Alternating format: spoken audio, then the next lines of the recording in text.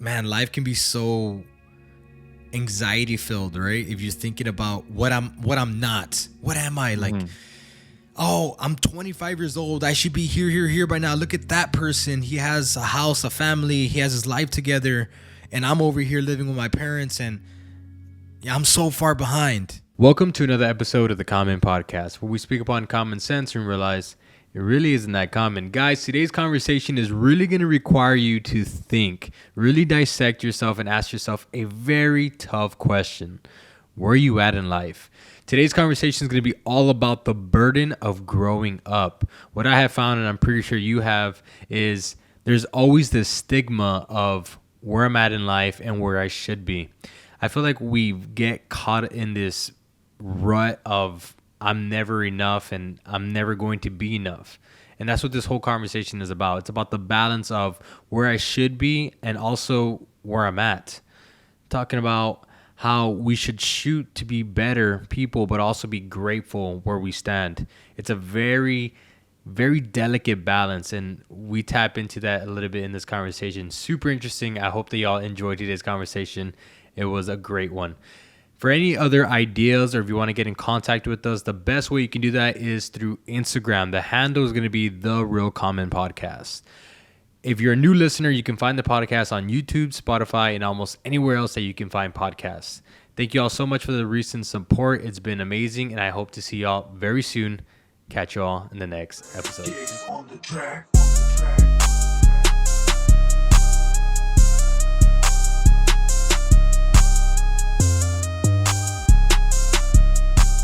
And we're live.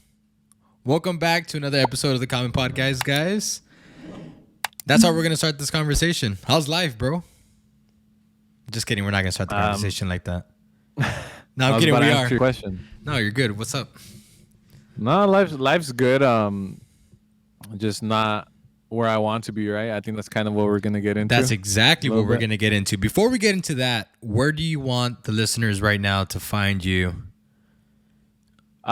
So I have a Instagram at the Outlier Podcast. I'm not too active on that, so if there's something you do want to reach me at, it would be best to go to the comments on the Outlier Podcast on YouTube altogether.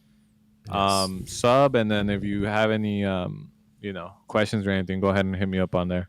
Yeah, so the Common Podcast on YouTube, I think it's pretty self-explanatory. He has a podcast which I am the co-host of, so go check out. If y'all enjoy this podcast, go check out some of those episodes over there every Saturday, right? Yes, every Saturday at 11 a.m. Nice. Okay, give me one sec. All right, so today is going to be a very chilled out conversation. It's going to be a very personal conversation, but I think it's a very important one. I kind of want to talk about the burden of growing up.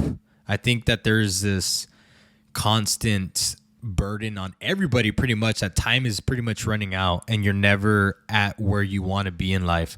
I felt that when I was in high school. I felt that now. I'm pretty sure I'm going to feel that when I'm in my 30s and even 40s. So a question that I really want to ask the listeners right now listening onto the podcast is, where are you in life right now? At what stage do you find yourself in? Are you one of those teenagers that is like, oh man, I haven't really prepared enough for college? Or are you in your young, thriving 20s like, man, I should have a better job? Or are you in your 30s thinking I'm not well established yet? Or in your 40s talking about, I haven't really set myself up for retirement? I feel like there's always something to worry about, which I think can be a positive and a negative thing, right? But I think it's super important to talk about because I've really recently have been taking the time to really think about what I want for my future, especially because I have a little boy on the way. But before I get into me, I want to talk about you and how you've experienced this and, kind of like the transition from teenager, because we're in our young 20s. Or actually, I'm already at the latter end of the 20s, but you're 24, right? Yeah. So how did you feel the transition from teenager, from 18, 19 into your 20s? Has there been a difference, and what's that been like?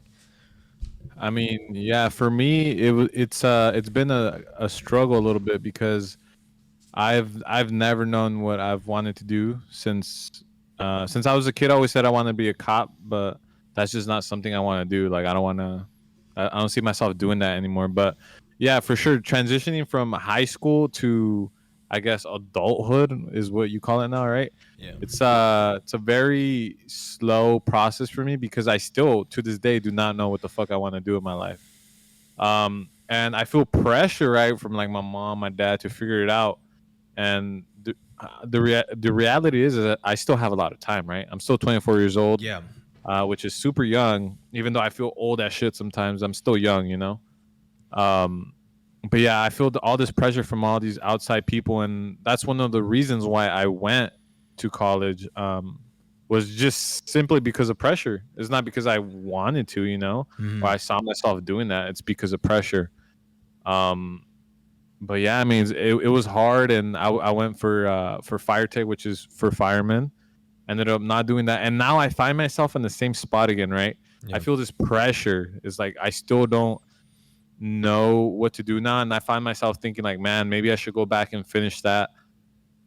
You know, those fire courses and do all this and that, and like, you know, I find myself doing that, and then I think I'm like, no, I shouldn't though, because there's a reason why I didn't go through with that, because it's not something that's going to fulfill me, right? Yeah. So it's a struggle still. I still do not know what I want, if that makes sense. No, that totally makes sense. I think a lot of people struggle with that.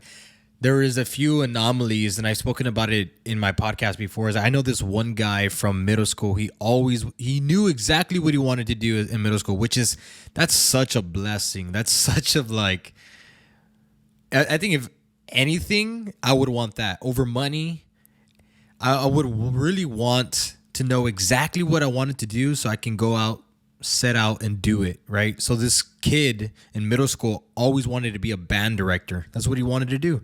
He loved the music and he set out, and now he's at a high school and he's the head band director. And it's like, dude, that's But amazing. Like that's do you think he's happy though? I think so. Yeah. See, that's the best right there. Is like, because I've heard of people that want to be certain things. Like I know this guy that wanted to be a pastor. Like since I know him, I grew up with him in elementary all the way to high school, Yeah. and so he was like in the process of becoming this pastor, and he had this kind of like freak out where he went crazy and he started partying and Mm. like just living that, you know, that Yeah. lifestyle that's the complete opposite of what he wanted. And that I think it's because he felt the pressure of like, oh shit, like I'm about to be this person that has to have these values. I'm never going to be able to not be that. So he felt like he had to let it all out, Wow. you know. And so I was always scared of being like that. Mm. I know of a pastor that used to be a party animal. And then he Really? said, yeah, he set his life straight. He set his life straight together until after an existential moment that happened in his life that he started to, at that moment, he was like, yeah, I want to become a pastor. I want to devote my life to God, which is interesting how I believe, I guess we can segue this conversation to that. I think that there needs to be an external pressure in order to push us to become exactly what we want to be, right? Because well, I won't go into depth on this pastor in this situation, but not to kind of call you out, but I do want to bring this up. You live in California, and I think it's pretty known that California has a very high cost of living. And like you and your family, it's kind of difficult for you as a 24-year-old to branch off on your own, because it's like, damn, bro, like I'm gonna have to do all this. I'm gonna have to make all this money just to survive on my own, which is pretty difficult to do over there. It's pretty difficult to do over here. I mean, I am 2 years into buying my house, right? And it's tough. There's some times where it's like, dude, I have to put in extra hours. I have to do this and do that, right? But me being on my own has allowed me to grow up and do things to, I guess, make me feel fulfilled. And I'm really noticing that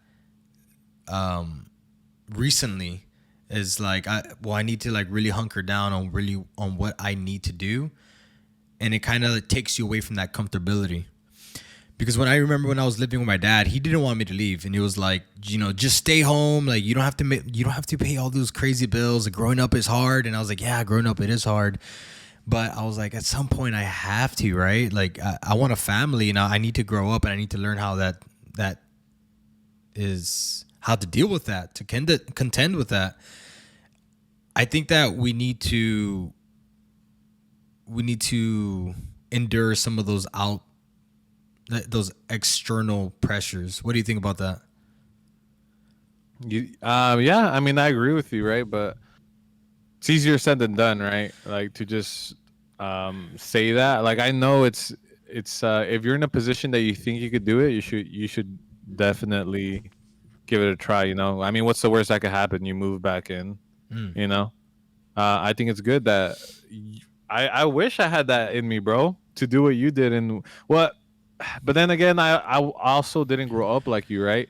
Yeah. Like you were independent before you were even a grown up, right? Like Yeah. you were kind of your own parent in a sense, and kind of a parental figure to your little brother, right? So you've Yeah. always been like this mini grown up, if you will, right? Yeah. Yeah. I got a lot of people telling me, especially when I was a manager at a fast food restaurant, a lot of people telling me like, man, you're too mature for your age. And I remember I took over when I was like 20 or 21, and they're like, man, did you have a childhood? Or like, why aren't you enjoying your young 20s? Like, you're acting like an adult. Like, you're doing all these things when you should be having fun in your young 20s. And I never thought about it like that. I was just, well, I need to make money and I need to be responsible and whatnot. But I guess that a lot of what I went through when growing up had to do with that, right? It's like I knew how it felt to be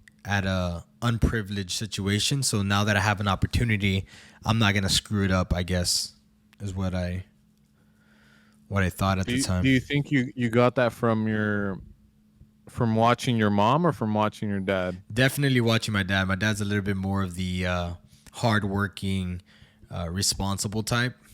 Mm-hmm. Yeah, I definitely picked that up from my dad. He always he always set up incentives for me to better Do good. myself. Yeah, so you want this, you're gonna have to work for it, right?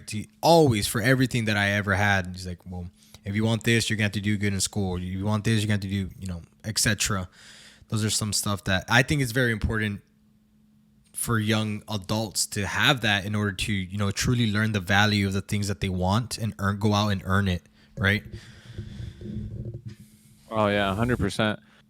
But the reason I asked that is because I'm kind of I'm like that in the sense that you see your dad and you want to emulate his behavior and what Mm-hmm. he's done and how he carries himself and all that. For me, it's the opposite, right? Like I look at my dad and I don't want to be like that. Mm. I look at what not to do. You know what I mean? So it's kind of it's interesting how that's why I asked about your mom, because I know your mom didn't used to be like that, right? I don't know if she is now, Mm. but I'm saying like she wasn't the most responsible back then. Yeah. So I figured maybe you had this kind of resentment towards your mom where you were like, I don't want to be like that, you know? Yeah. I mean, I So I was feel. I was I was curious as to where you got it from, saying I don't want to be like my mom or I do want to be like my dad. You Yeah, no, know? I try not to fill my head with like negativity like that. A lot of grudgeness. I think that's bad for me in Mhm. particular. So like instead of looking at it as oh, I don't like my mom, whatever she put me through as a young child, whatever. I don't want to be like that. I instead would much rather look at role models or people that I admire and be like, that's what I want to emulate. That's what I want to shoot for. Right. Yeah. That's how I think it is a healthy way to look at it. I always had this belief in me that no matter how hard I have it, there's always somebody out there that has it worse. And I think with Mhm. that in mind, anybody can overcome, trials and tribulations.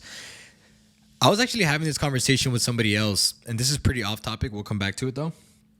Um, I think and it sounds kind of bad, but I think the people that have it the worst would be orphans. And I know it's off topic, but like I would always tell myself, like, man, I have it bad, but imagine not knowing your family, not knowing your parents, or your parents giving you away. Like that's got to be so rough. I mean, my parents weren't perfect. Nobody's parents are perfect, but at least you have parents, and at least you Yeah. have someone to gauge what to do or what not to do. But at least you have that. And at least you have something to call home. Some people don't have that. I mean, especially for orphans, it's like, man, my birth givers didn't even want me. Like, that's got to be rough. You know, that's got to be tough. Yeah. So I always had that mentality. Is like, man, you know what? Things aren't how I wish it would be, but they're a lot better than what it could be. Yeah, that's a healthy mindset to have, is to know. Like, for instance, I do that a lot when I find myself stressing or worrying about things that are really, what's the term, first world problems? Is that the yeah, because what I'm so worried about, so stressed about, has really no actual weight to what other people have on their plate, you know? I agree. So it's also a blessing to be able to stress about these little ass things when you really think about it and have that mindset. It helps a lot for sure. I think we talked about it on your podcast where it's like we don't have to worry about starvation, and so we start arguing about what are my pronouns? Super silly stuff like that. I think we talked about it on a phone call. Oh, really? So not on the podcast. Yeah. So basically, we were talking about how as humans we just want to complain, and that's in the nature. And now that we have it so good that we don't really have anything to complain about. Now we find ourselves nitpicking at these things that are, so when you really sit down and think about them, they're like insignificant, Yeah, exactly. Yeah, it's like people create their problems if they don't have them. Basically was what we're doing. So to kind of get back into the topic, where do you find yourself now, and how do you feel about the current position you're in right now? So I've been doing a lot of reading, and for the people, this, and some other people in my close circle have been doing this, and what I've really learned about life and about me in particular too is that I think the healthy way to go about it is to have one foot in progress. Like, how can I grow? How can I challenge myself? What are the aspects as a human being that I can grow and inspire others? But the other foot's on, you need to ground yourself, and you need to understand that you are still very young. I'm 26 years old, and I still have a lot of life, and I need to appreciate the moment, because if I get too caught up in the future, then I'm not going to appreciate the moment, right? And so I know I talked about it on your podcast. I haven't done it on mine, but I'm writing 3 children books that I have already kind of started writing. And one of them is going to talk a little bit about that, about how to live in the moment, and, one foot in your progress and one foot on the brake pedal, talking about, you need to appreciate what you got right now, appreciate the moments, and take it day by day.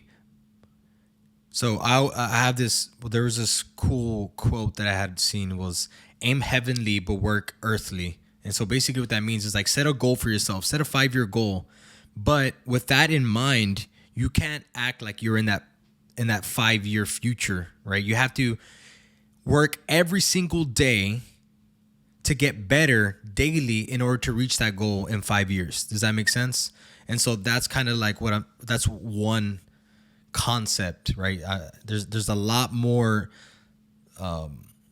subliminal concepts in that book, but so that's one thing that I've really taken on to challenge myself. Is I think something that's very important for people is to really think about and analyze, okay, where am I at in life, and where can I grow, and what can I appreciate? But at the same time, in order to be able to think that through, I think it's very important to write things out. And I do a lot of writing, like my personal time, and it really helps me think things through. And that's why I decided to write these children books, which there's another reason why. And I think I talked about it in the Outlier podcast, was because I'm having kids soon. And that's a lot of influences through books nowadays. Oh, for sure. Especially for children, right? Oh, yeah. That bedtime stories, huge for kids. Exactly. They hold a lot of power. Stories. I mean, look at back in history. Like, how were stories passed on? It was all oral. It was all mythological storytelling, and that's how we learn the morals and how to live life and how to seek above, and give grace and all these things. So it's very powerful storytelling and whatnot. But I think it's kind of going back to the topic. I think it's very important for us to really look at ourselves. Where can I grow and what can I appreciate, and then take it from there. Because man, life can be so anxiety filled, right? If you're thinking about what I'm not, what am I like? Oh, I'm 25 years old. I should be here by now. Look at that person. He has a house, a family. He has his life together, and I'm over here living with my parents, and yeah, I'm so far behind, right? Yeah. In reality, you're still a very young person. There's probably other people that you're probably further off than every other person too, right? You probably have a lot of great aspects to your personality that others may not have. So I think it's very important to, in order to control that anxiety, know that you're very worthy, but that worth is going to be absolutely nothing if you don't actually put into action. And that's what I'm really trying to hone in down on my life right now. Yeah, for sure. I think it comes down to comparing yourself with people and stuff like that. Like social media is fucking horrible for that. So I try to not follow these fucking 18-year-old TikTok stars that have $32 million in their bank account and shit. TikTok is Because when you very when you bad. see shit like that and you're like 24 years old, like still have a 9 to 5, and it's very like fuck, man. Like how what's happening right now? Yes. It's a little discouraging when you see a 9-year-old making 2 million a year. It's like fuck. Yeah. But it's cool for them, right? But it's also like, what about me? So I try not to kind of play into that whole thing. Yeah, there's a quote that says that comparison is a thief of joy. Oh yeah, that 100% makes sense. Yeah. So it's like I think you. Go ahead. Oh, go ahead. Go ahead. I think you and I had talked about. Was it you? Yeah, I think it was you. You said that jealousy holds no value or something like that. Like it does nothing for you, right? Like you can't use it to get anywhere, really. I think it was you that said that. I don't remember that. Maybe, but it's kind of funny that you bring that up. I covered it. Actually, this was a personal conversation, so I haven't talked about it. But I kind of made up my own definition of maturity and what I think it is, especially for young men. I guess women too. That maturity is being able to separate your actions from your emotions, right? And even more specifically, which it kind of falls under that umbrella, but not letting other people's words taint your emotions. And so if somebody says something bad about you and it makes you feel type of way emotionally, that, in my opinion, is a sign of immaturity because you're not in control of your emotions, right? I'm not sure if I talked to you about this, but there was an incident like on Facebook that I had seen where, someone posted something and super irrelevant to them using a name. And that's stuff like that, where if that is going to trigger you, how was a Facebook post or comments or words able to trigger you that much? That, to me, that's a sign of immaturity. You need to learn how to like, hey, listen, that is doing no physical harm to me. That literally is not going to change my life whatsoever. I can't really do much about it. Who cares about it? So I think that's a big part of growing up too, right? Is learning what can I control and what can't I control, and forget about what you can't control and take responsibility for what you can control, because those things are your responsibilities. Yeah, but that also kind of plays into what we were talking about, which is being blessed, and you are now complaining about something that someone said. Like, is that really significant? Does that really affect you? It doesn't really affect you, it's just something that was said. And unless it's fighting words, then what the fuck why are you letting it affect you? And that's something that I'm still trying to work on, because I don't know, I'm a very emotional person, but I don't show it, right? Like if someone talks shit to me, it'll piss me off, right? Like, but I try not to show it. I be like, I don't give a fuck, you know. So it's something that I'm trying to work on and kind of have a poker face for, I guess. No, you do a really good job. I kind of know already when you're kind of upset or not. But for years that I've known you, there's been, things that you've been able to hide very good. And you come out later talking about like, yeah, that upset me. And, I felt this way about it. But Yeah. I guess, I mean, so you have that in you temperamentally. There's some people that have to actually, exert themselves emotionally to kind of release that. You don't. You can kind of hoard things in, which is, it could be a good thing. It could be a bad thing. I think it's a good that we have some people that can do that and some people that can't. I think it's a good thing, man. For the most part, yeah. Yeah, I mean, a lot of people are like, "Oh, it's not good to hold it in or to not say how you feel or whatever." But I've never had an issue with holding shit in. Like, if I need to let it out, I'll let it out in private. Well, see, that there's the only negative I find to that is that I think that true development inside is facing those things, but being very vulnerable with it, right? So if you're vulnerable with the things that are going on in your life that you might be insecure about, it kind of takes away all the power that has, that negative power that you're like, man, this guy made me feel emotional about it. And if you get that, if you're vulnerable enough to get that off of your chest, you kind of defeat that demon in a sense.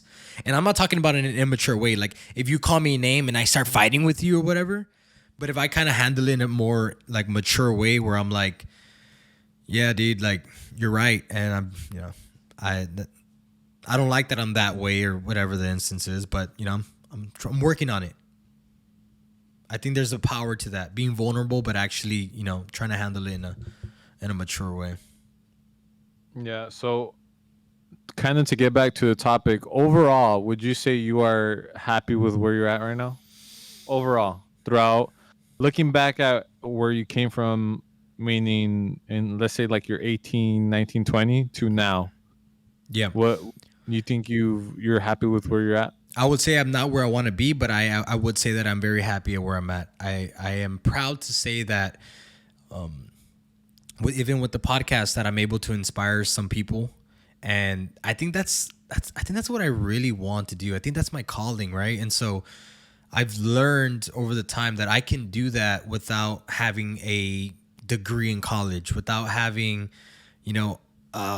a supervisor position at some 9 to 5, right? I can do those things, and I'm doing it right here with this platform, and people are listening. I mean, just the last podcast I had over 100 views, over 100 people went and listen to the podcast. Like that's powerful. Get a room and try to fit 100 people in there. That's a lot of people, and so I would say I'm happy at where I'm at, but I'm very hungry. Like I'm very hungry to grow right now. I've been really diving deep in the aspects that I can grow personally, but I do it personally, not just for myself, not in a self-centered way. I'm doing it because I want to take care of my family, right? So obviously I'm having a boy very soon here, and my wife, like my wife needs to be able to look at her husband and say, man, this guy's going to be able to take care of their family. And it's my responsibility to do that. And part of doing that is being competent, not being illiterate, going out and being a hard worker by any means. And I think that's, I would say that, yes, that I'm happy where I'm at, but I'm very eager to grow. What would you say about yourself? I'd say I feel like I've been very stagnant in the last couple of years, probably since I was like 21. I feel like I haven't really made much progress. I feel like I've made progress mentally, right? But what I have to show for that isn't really what I would like, But I feel like I've grown inside my head. I know that's a weird thing to say, but I feel like I don't feel like I'm a little boy anymore. I feel like I'm a grown man in the way I think now. And I feel like that's just barely starting to come into play to help me with what I want to achieve and where I want to go. So I feel like I kind of feel like it's the beginning of this kind of road that I've been waiting to get on. You know? Do you think that's a lack of vulnerability, kind of like what I talked about? Because I personally, I think you're a very capable man. I think you're very intelligent and you have a lot of potential. And we've talked about this before, where you have a lot of potential, but you kind of hoard it. And do you think that has to do with a little bit of your fear of vulnerability to actually go out there and fail because you don't want to look silly? Yeah. So part of it for me is this is what I realized. I don't like to fail, um, because I don't know. I don't want to get too deep, but it has something to do with my childhood, right? So I'm not gonna explain that. But anyways, I don't like failing, and I can't stand failing. You know this. I'm a very competitive person, and whenever I lose at something, Yeah. it stays with me. Like it stays with me, whether it's something small or big. So it's a mixture of not wanting to fail and being complacent. Those two things together are poisonous to me. When those things kind of linger in my head, and I don't really push for what I want or what I know I could have, if that makes sense. Metaphorically speaking, if a fairy came down and showed you two visions, right? And Okay. the first vision is the way you're living right now, this is the way you would be in 5 years. And the other vision would be, this could be your life. It's a very promising life, but you're going to have to go through a lot of digging into your insecurities, a lot of facing your fears, a lot of failing. But just know that if you do that, that's a life that you can have. And it's promised to you. Like if you knew that it was a for sure thing, that if you were able to just overcome those fears, that's the life that you would have. And it's everything they ever dreamed of. Do you think you would do it, or do you think that you wouldn't be able to overcome those fears? Nah, I think I would do it. I think everybody listening to this conversation right now would do it. But I think that it's obviously not that visual, right? But I think it is though. I think it is. I think it's literally that simple. Face your fears, face your demons, conquer your dragons, and then you can have that life. And I know I'm speaking as if I'm like this profound person that's, making 6 digits a year. I'm not that person, but same goes for me. I feel like I'm in that boat too. And it's one of those things that's easier said than done. But what I'm doing is I'm realizing those things. It's like, these things aren't going to come to me. I need to work diligently, daily on myself, read, learn about myself. How can I grow? Things along those lines. I think it's just very important. That's why I wanted to have this conversation. Yeah, for sure. And one thing I wanted to ask you, I don't know if you want to talk about this, but I was wondering why you stopped going to school. And what I was wondering if that was something you regret or you're, at peace with, or what's the situation on that? No, so a part of me, I'm undecided on it. A part of me wants to go back just because I had set that goal out for myself to get a degree. Yeah. But another part of me is like, I really don't need it. Like, I really don't need it, especially for the things that I want to do. Like, I want very close coming up here. I want to become a trainer, and I can do that without having to go to school, without having to do that, go that route, without having to go thousands of dollars in debt and, go through that school system and those curriculums that I really don't need to deal with. I think that I'm very undecided. I might. I think if anything, what really piques my interest is psychology. Like if I'm going to go back to school, it won't be for kinesiology and for the coaching aspect of the thing. I probably want to go back for psychology because that really piques my interest. But the thing is, it goes back to, do I really need to do that? There's so much education. There's so much free education out there in books and the internet that we really don't need the school system. But I mean, yeah, but along with that, there's a lot of misinformation, right? Like those books that you want to kind of compete with are books that you wouldn't, you know what I mean? So at a school, you get a very specific type of education, as opposed to if you just kind of try to educate yourself, there's a lot of bad education, I guess you could say, right? There's a lot of bullshit to filter through. I think that's the same way in the school system. See Think this, so? yeah. A lot of professors don't teach what they want to teach. They have a curriculum. They have something that they have to teach, and even if they don't agree with it, that's the book that they have to assign. That's the book that we have to read because, well, guess what?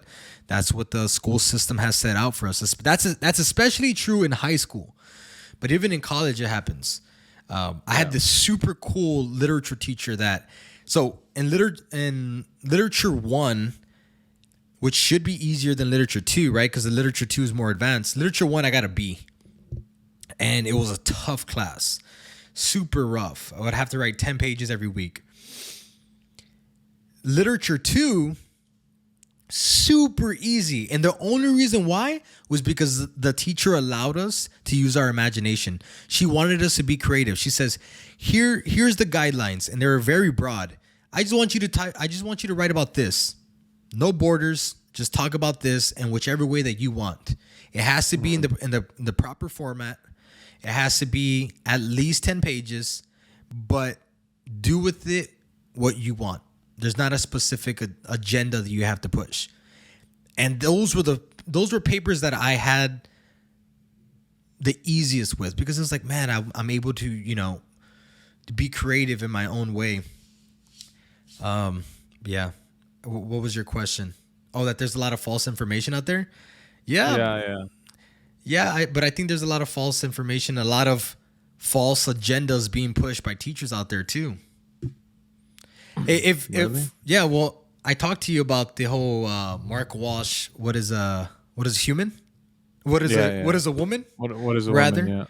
And you look at all the professionals that he talked to, and they're all pretty corrupt, right? But that's not something they're teaching though, right? Or is it? Oh, that is, yeah. Really? Yeah. He talked to a professor that is a social construct studies professor that teaches people that they can be gender fluid. I don't see, the problem with that is that when I was in school, at least none of this shit was going on. So kind of, at least for me, where the teachers I got were kind of like borderline. They were almost, what's the word for it? Very political, I guess. Like you never knew if they were Republican or Democrat or anything. Like they were just there to do a job, and that was it. Nothing more, nothing less. So I don't know where the fuck these teachers are, but I didn't know that. I really didn't know that teachers kind of try to influence students. I 100% agree, because I agree with you. When I was a kid, that should be against policy though, right? I mean, in my opinion, at least. But listen, bro, there's now curriculum being implemented where they have to teach those things. They're adding it to the school system where they have to teach kids that gender fluidity is a thing, that you shouldn't use certain pronouns. That's stuff that's going on right now in the school system.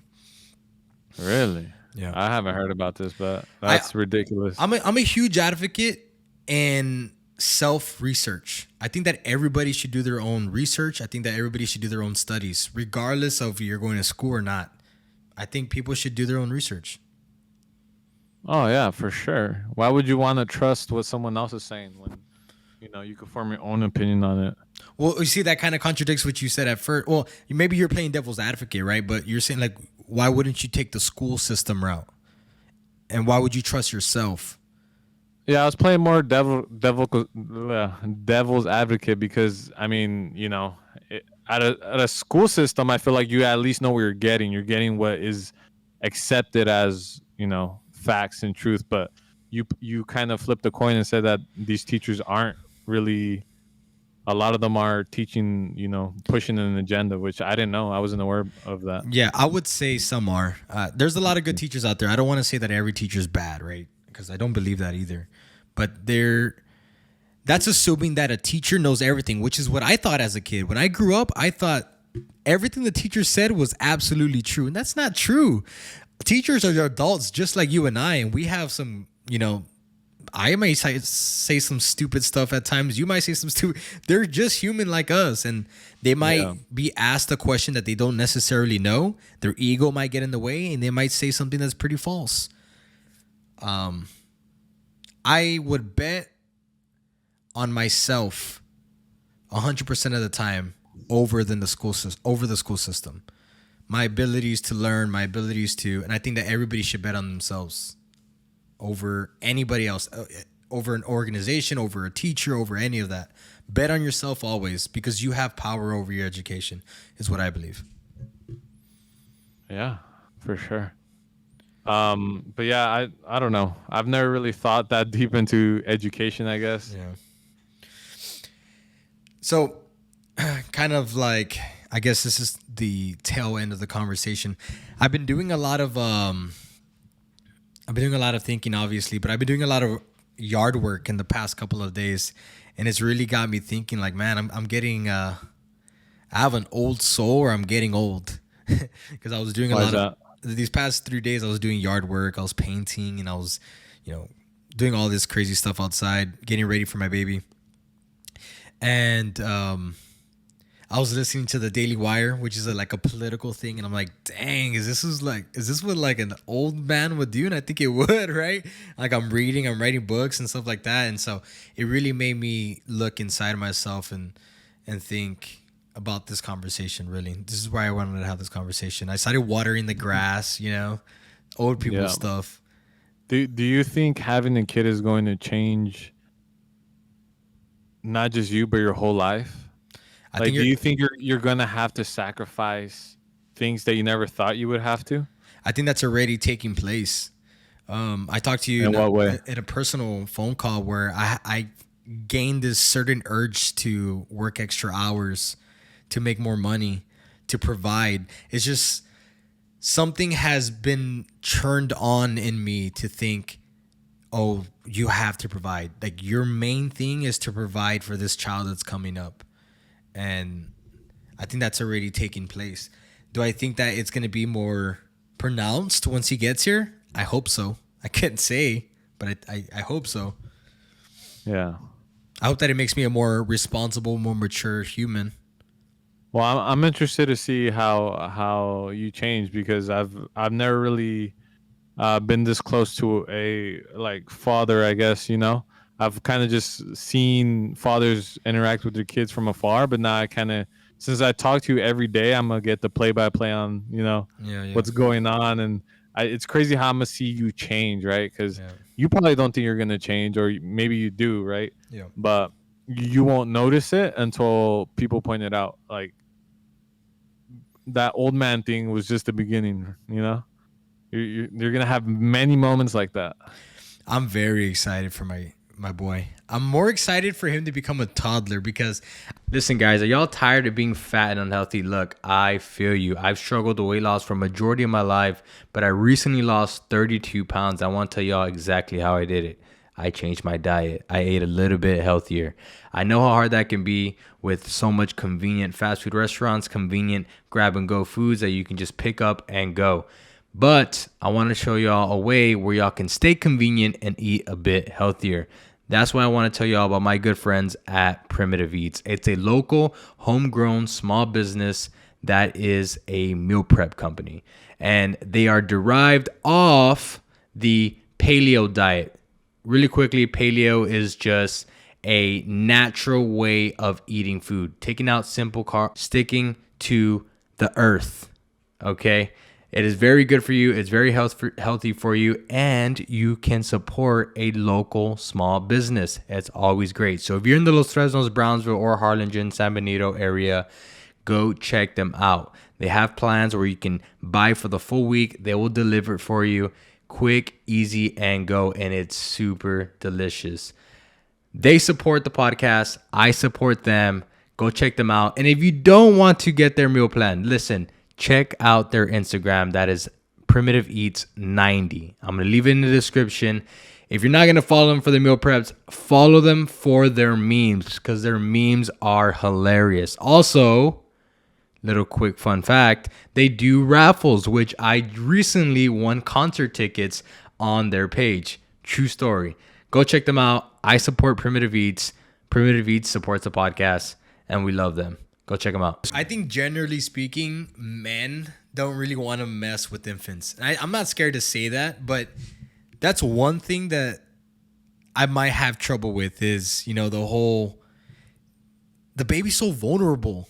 I feel like I'm a very like tough masculine way of like dealing with kids. At least that's what I think I'm gonna be. I'm more I'm more excited for when he becomes a toddler and a small child, you know, being able to, you know, Play with him and play with stuff. him, yeah.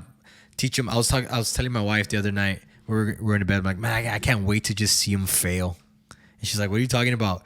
I just can't wait to see him like try to start walking and fall on his butt. I can't wait for him to try to ride a bicycle on two wheels and then fall and scrape his knee and elbow. I can't wait for him to get his first breakup or, you know, his first failed grade. Like all these things are going to be able to, I'm going to be able to see this little boy become into a man due to his failures, to deal with the pain. How are you going to deal with the pain? Because those things are inevitable. And that might sound a little negative, but I think that's what really shapes us. Oh yeah, for sure. It's kind of like you got to be broken down to be built back up even better.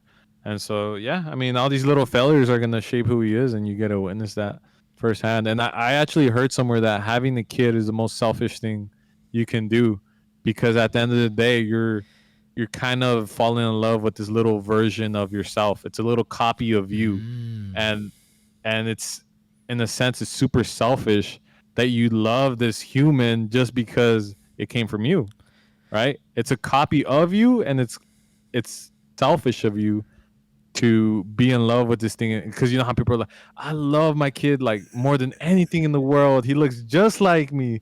He has the same age, like, you know, and it's very true. Like you made a little copy of yourself, and now you're in love with it. Like, Yeah, how selfish is that? I would disagree with that just for this right here. Imagine saying you don't want to have kids because you don't want them to ruin your life. How selfish is that? You know what I mean? So it goes both ways. It goes both ways. I would much rather bring a life into the world than say, you know, I'm obsessed with this kid because he's a copy of me. Yeah. You think he's gonna look like you or the mailman? He comes out very pigmented.